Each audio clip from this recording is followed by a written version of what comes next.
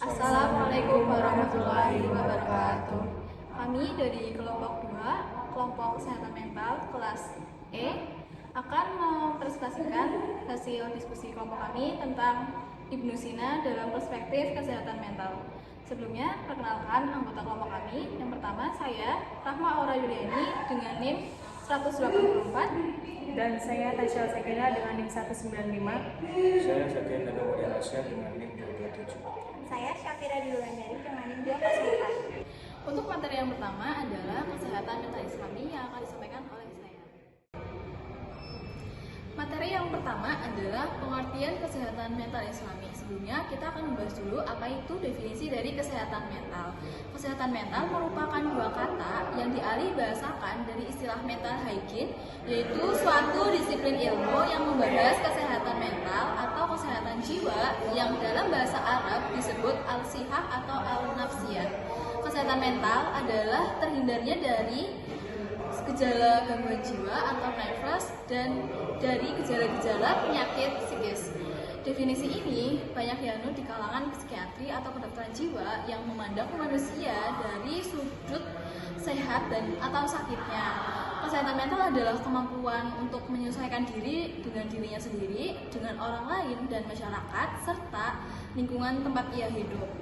Definisi ini tampaknya lebih luas dan lebih umum daripada definisi yang pertama karena hubungan dengan kehidupan sosial secara menyeluruh. Kemampuan menyesuaikan diri terhadap lingkungan ini menimbulkan ketentraman dan kebahagiaan hidup. Kesehatan mental dari perspektif Islam merupakan suatu kemampuan diri individu dalam mengelola fungsi-fungsi kejiwaan dan terciptanya penyesuaian dengan diri sendiri, orang lain maupun lingkungan sekitarnya secara dinamis berdasarkan Al-Quran dan As-Sunnah sebagai pedoman hidup menuju ke kebahagiaan dunia dan akhirat.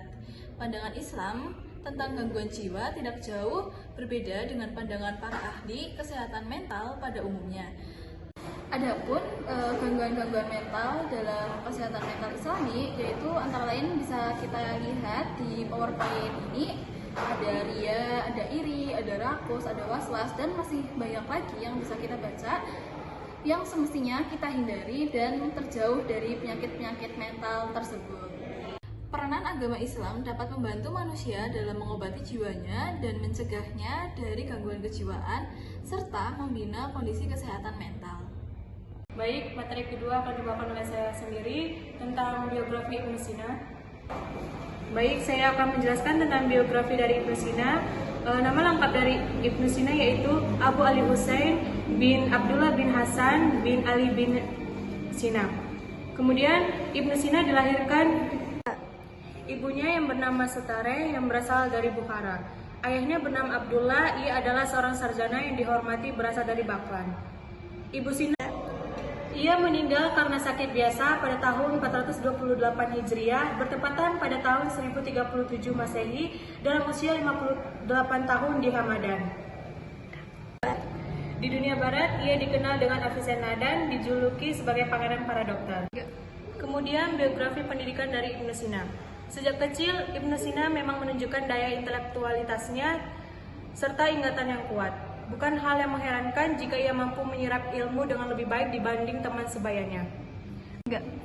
Bahkan di usia muda, ia telah mampu menyerap ilmu para gurunya. Dalam hal ini, guru-guru Ibnu Sina berasal dari berbagai kalangan.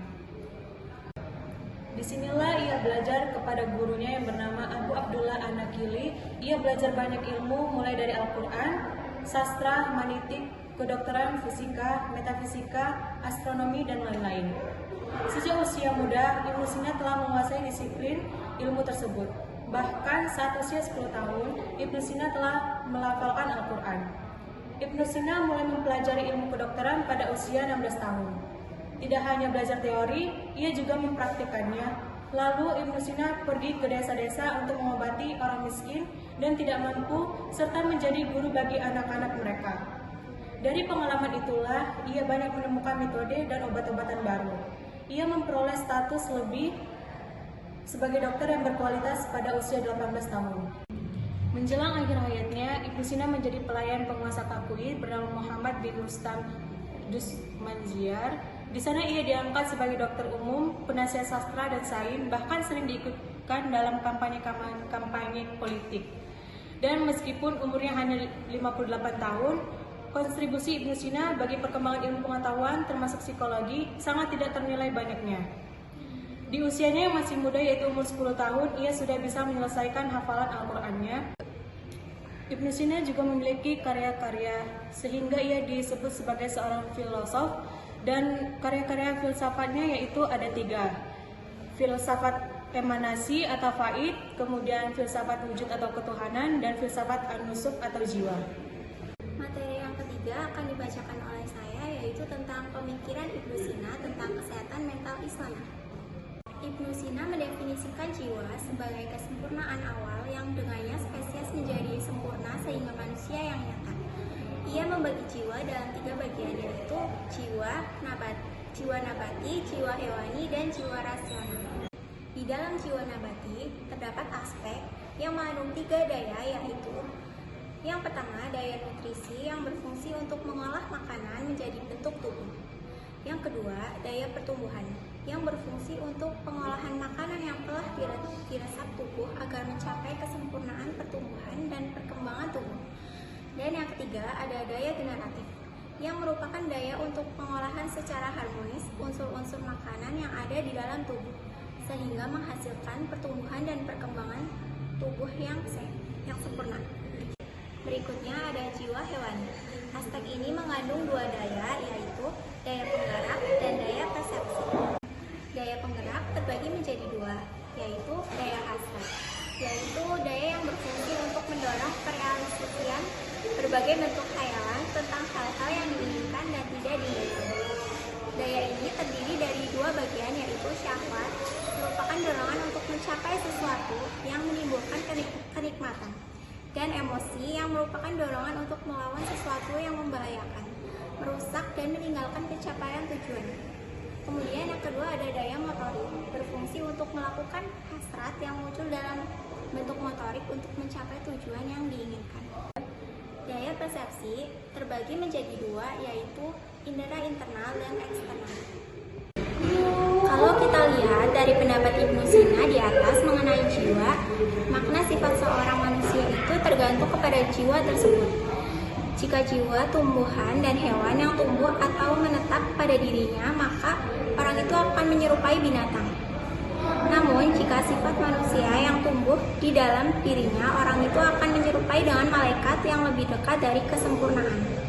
Dalam hal ini, daya praktis sangat berperan penting karena daya inilah yang akan mengontrol hawa nafsu seseorang, yang pada akhirnya tidak akan menghalangi daya teoritis untuk mengantarkan manusia ke jenjang yang lebih tinggi untuk menuju kesempurnaan.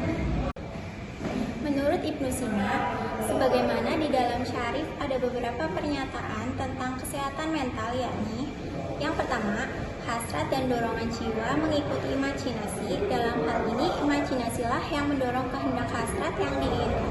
Yang ketiga, yang sumber emosi yang kuat seperti rasa takut dapat merusak temperamen dan organisme dan menyebabkan kematian. Dengan mempengaruhi fungsi-fungsi vegetatif, ini terjadi apabila suatu penilaian bersemayam di dalam jiwa. Penilaian sebagai suatu kepercayaan murni tidak mempengaruhi tubuh, tetapi berpengaruh apabila kepercayaan ini diikuti rasa gembira dan rasa sedih. Dan yang keempat, ada rasa gembira atau sedih merupakan keadaan-keadaan mental dan keduanya memiliki pengaruh di fungsi-fungsi vegetatif. Sebenarnya, jika jiwa cukup kuat, jiwa dapat menyembuhkan dan menyakitkan badan lain tanpa saran apapun. Di sini Ibnu Sina sangat maju dan melampaui psikologi modern, yakni hipnosis dan sugesti. Sudah sangat jelas bahwa Ibnu Sina adalah tokoh psikologi Islam yang sangat berkontribusi besar lewat karya-karyanya, di mana di dalam teori-teorinya banyak kesamaan terhadap teori sekuler yang notabene sangat jauh zamannya dibanding dengan Ibnu Sina. Freud dalam psikoanalisisnya menyatakan bahwa manusia tidak berhenti pada 3 struktur psikis.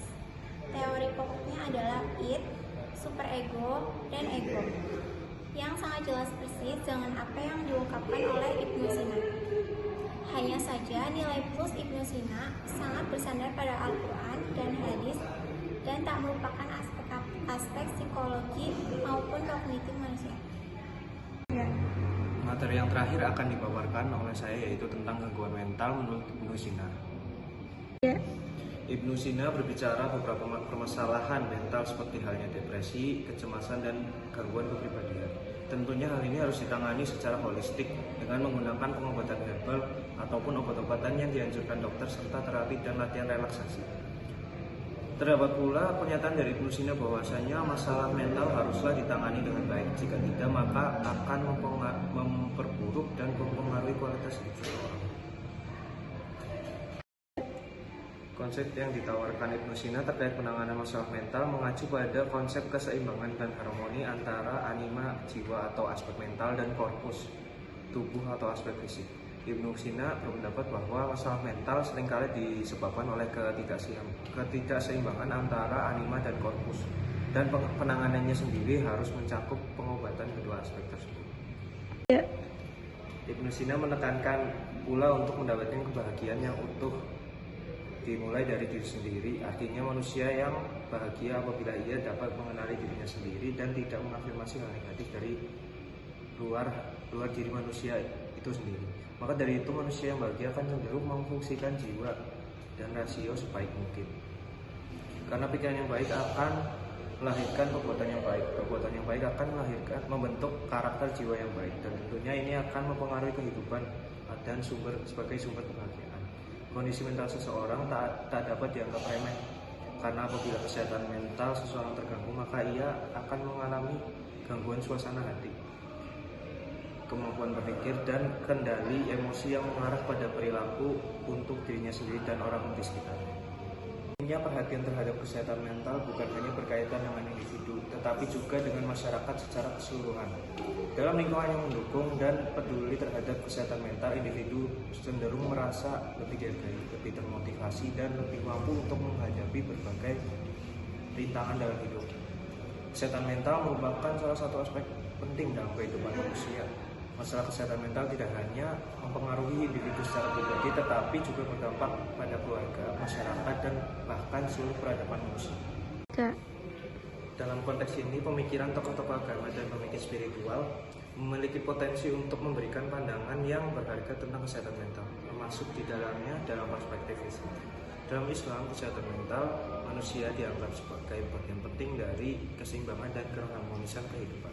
Islam mengakui pentingnya bagian penting dari keseimbangan dan keharmonisan kehidupan. Islam mengakui pentingnya kesehatan mental dan memberikan pedoman serta ajaran untuk memperhatikan aspek psikologis dan emosional individu Islam. Dan Islam pun mengajarkan bahwa manusia adalah makhluk yang kompleks terdiri dari tubuh, jiwa, dan ruh. Sekian pemaparan materi dari kami. Semoga video ini mampu bermanfaat bagi teman-teman semua yang sudah menonton. Mohon maaf apabila terdapat kesalahan penulisan ataupun kesalahan pengucapan dalam penyampaiannya. Mohon dimaafkan. Kami satu kelompok mengucapkan terima kasih telah menonton dan kami pamit. Wassalamualaikum warahmatullahi wabarakatuh.